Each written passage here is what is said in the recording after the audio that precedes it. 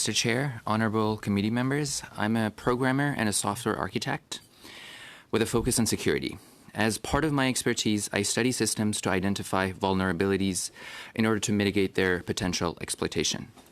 In November 2019, we were approached by the CBSA through their operative Christian Firth of GC Strategies.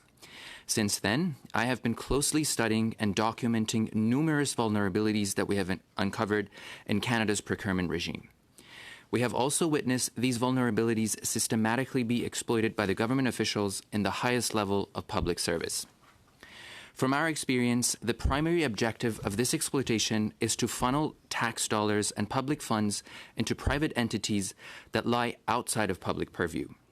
Professional services contracts, which are currently the subject of several committee studies and will cost taxpayers almost $20 billion this year, is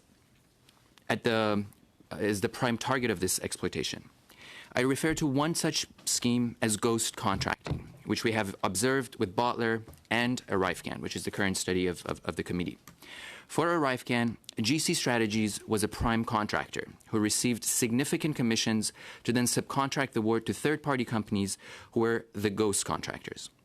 Based on documents tabled to this committee, GC Strategies claimed that the employees of these ghost contractors were the individual named in the table task authorizations, or TAs. These TAs were used to bill the government. As these ghost contractors are not subject to direct government purview, there is no way to validate that the named individuals actually performed the work, or even they were aware that they've been named on these task authorizations. Also, this is assuming basically that these are real individuals with valid security clearances and not fake profile created for these TAs. In Botler's case, there were 3 levels of contracting. GC Strategies operated as the ghost contractor. Myself and Richika identified personally as subcontractor. Our identities were used without our knowledge or consent by Coradix and Dalian, entities that we have never heard of. Another critical vulnerability that I would like to bring your attention to is the fact that Botler worked on the CBSA project with no contractual or legal agreement in place with the agency or with any of the subcontractors or contractors that were involved. Despite this, we were freely given access to non-public information by the CBSA, and Botler has full legal rights to all information we have collected for this misconduct case. Now, imagine the exposure that Canada would face if a bad actor is legally given access to sensitive information through similar means, and the dangers this would pose to our country. If procurement rules have been respected, any resource name on a project should be aware of it. They should provide their written consent or sign a contractual agreement, and they should sign an NDA. However, the biggest vulnerability that I would like to draw your attention to is the fact that these contractors are openly engaged in various criminal activities. They openly commit frauds on the government by promising influence and requesting material benefit in exchange. One thing that we have consistently observed with both our justice work and interactions with public safety is that an act of misconduct rarely happens in isolation. It is always almost symptomatic of a larger existence and tolerance of misconduct. Individuals engaged in such conduct are also prime targets of exploitation and extortion.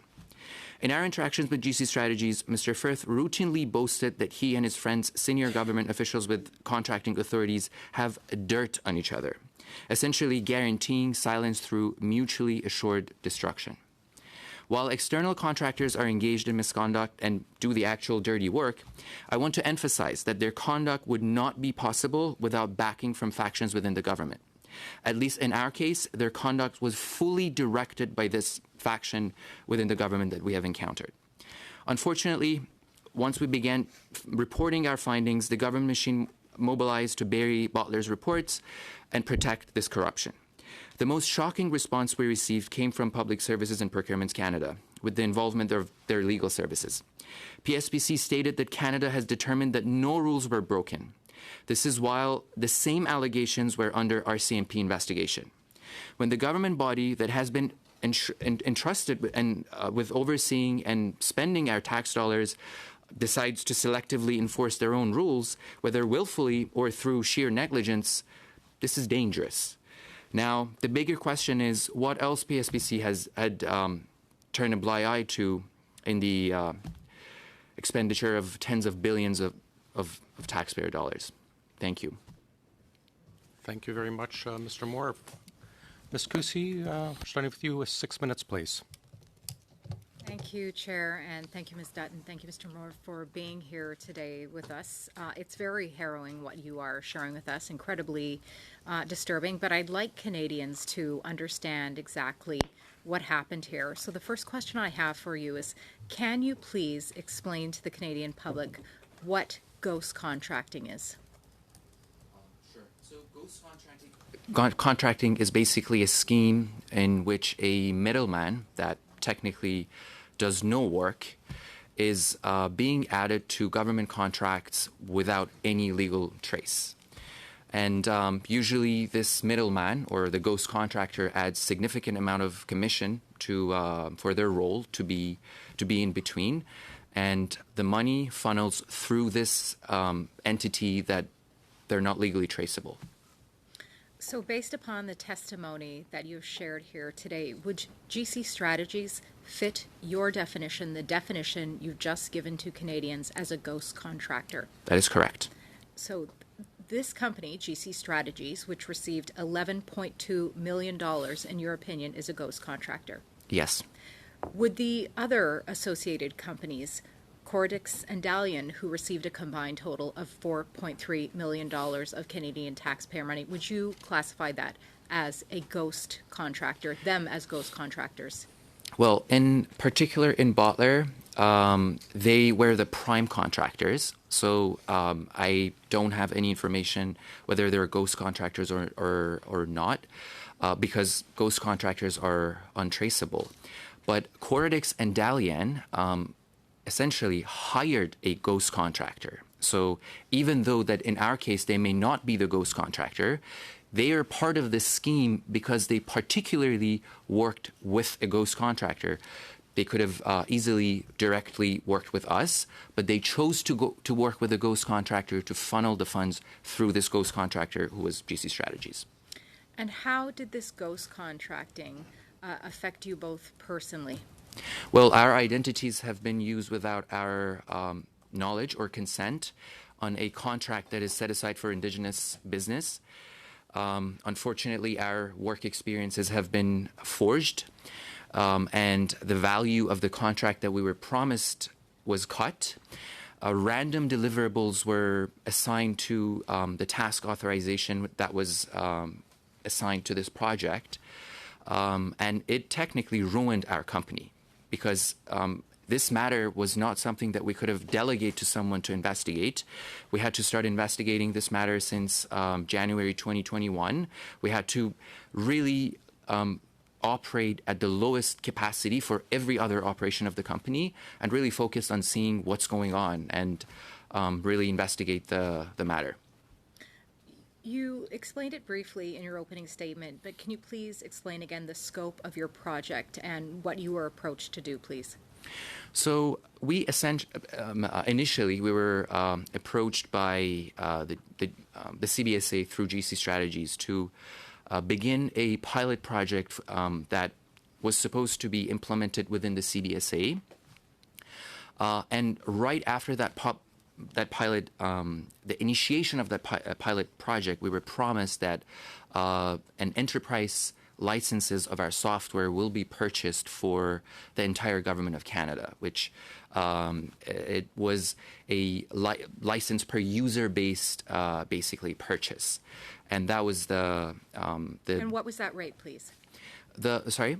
What is the standard rate for this rate per user? So our standard pricing for user per year is $60, and GC Strategies suggested that they will be adding another $28 to that initial pricing. So $78 per user per year for 300,000 employees, which was $23 million per year. So this was the initial offer that GC Strategies made to you? Yes, and GC Strategies mentioned that this will be purchased right after the pilot, which the CBSA was supposed to be the agency that the pilot would have been implemented. And was that the final agreement that you came to, that amount for the project which you were supposed to undertake? Correct. Okay.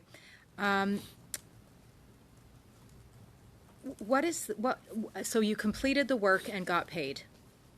No, we haven't got paid. So we completed the work Okay. and we haven't got paid. Okay.